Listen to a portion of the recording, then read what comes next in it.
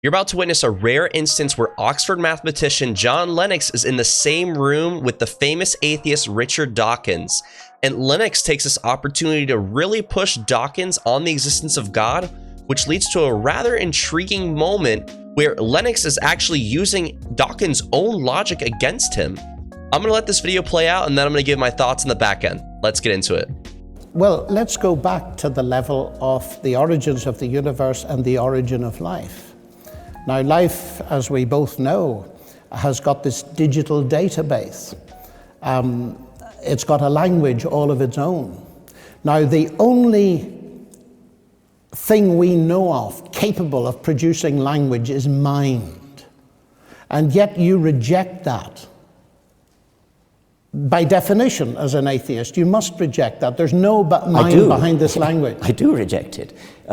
When you say the only thing we know that can produce language is mind, I mean, we know that what produces human language is mind. Of course we do, because that's human language. But DNA is not human language. Yeah, but DNA it's very sophisticated. It's very sophisticated, but it doesn't follow that it has to be generated by mind. But we know of no other conceivable way of it being generated.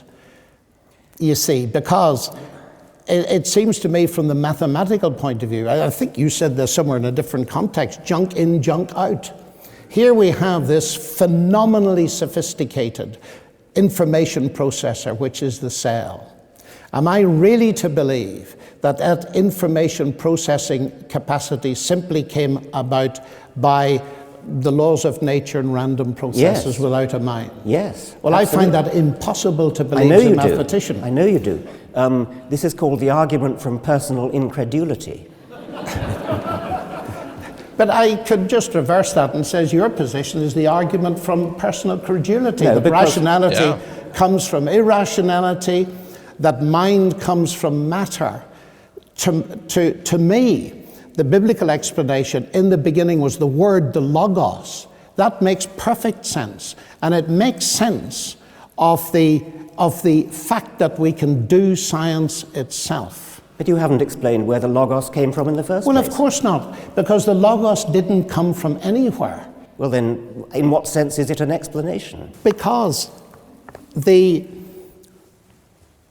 notion that you say you have to ask who created the logos, that says that you're thinking of a created God. The whole point about the God revealed in the Bible is that he was not created. He is eternal. He is the eternal logos. And I ask myself, as an inference to the best explanation, which makes more sense?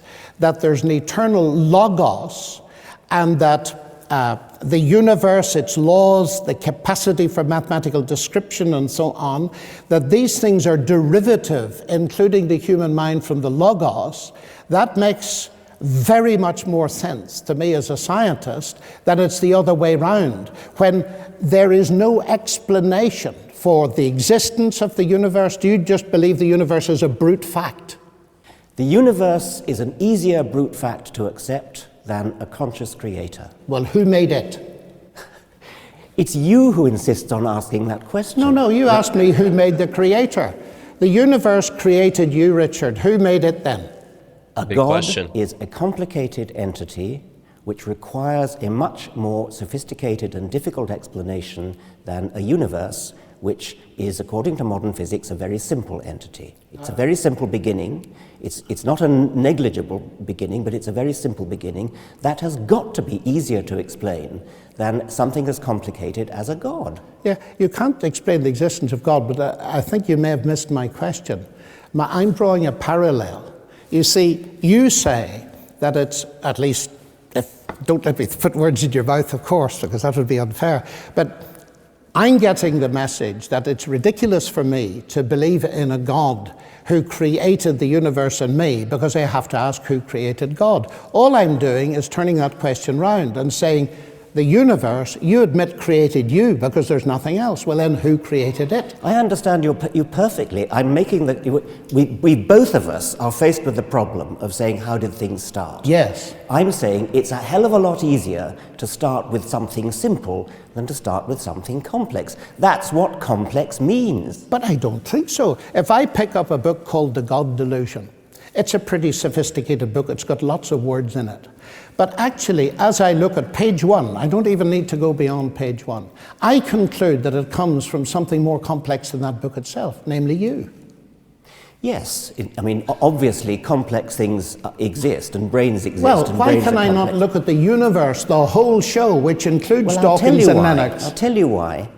Because my brain that produced a book has an explanation in its own right. That explanation is evolution. We go back and back and back to the origin of the universe. That provides an explanation for complex brains, and complex brains produce books and museums and cars and computers. Of course we have complex things that produce other complex things. But science has an explanation for where complex brains come from in terms of simple beginnings. I don't think it has at all. At the level of the origin of life, reading the literature, even the recent literature, the word miracle comes up probably far too often for your liking anyway, that they're just going from, say, the self-organizational properties of low-level molecules that you got in some kind of primeval situation to the phenomenal self-organizational potentialities of macromolecules. There's just no way you can get there. Well, you're asserting that there's no way. We don't yet know what it is because there's a lot of work yet to be done. Science doesn't yet know everything. There are still gaps. Yeah, but I'm not ruling out the fact that there's a physical side to it and so on.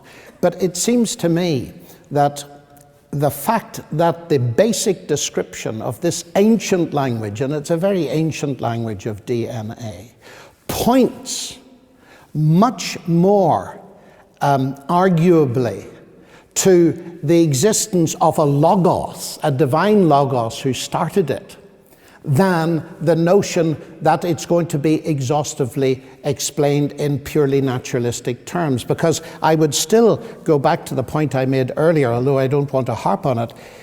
This extreme reductionism removes from me the very rationality which we use to have the discussion. So that I'm not simply terribly tempted to believe it's all been designed. I believe it's all been designed, but that doesn't, and here's something else that I'd like to bring up in this, that doesn't stop science.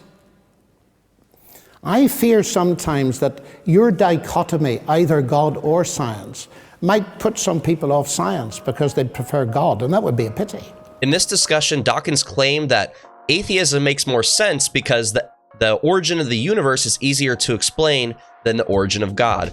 But this claim has some incomplete reasoning to it, because in actuality, the simplicity behind explaining the origin of the universe or the origin of God comes down to a matter of perspective, and depends on what beliefs you are operating from when you're approaching the situation.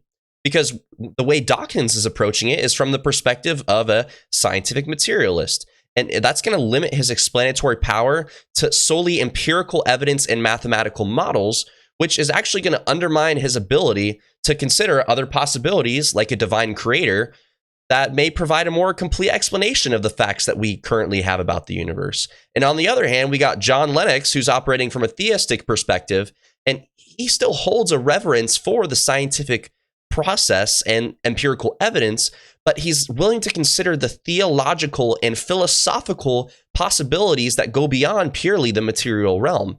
And Dawkins has preconceived notions about reality that are blinding him from taking the facts about our universe at face value and using them to follow the truth wherever it leads him.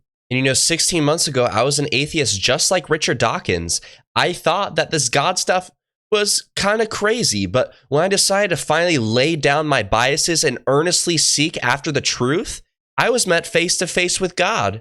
And the truth is that it's not so much that I thought that a belief in God was unreasonable or lunacy. It was more that I did not like the idea of there being a God that was holding me accountable for my actions. But it didn't change the fact that he's real.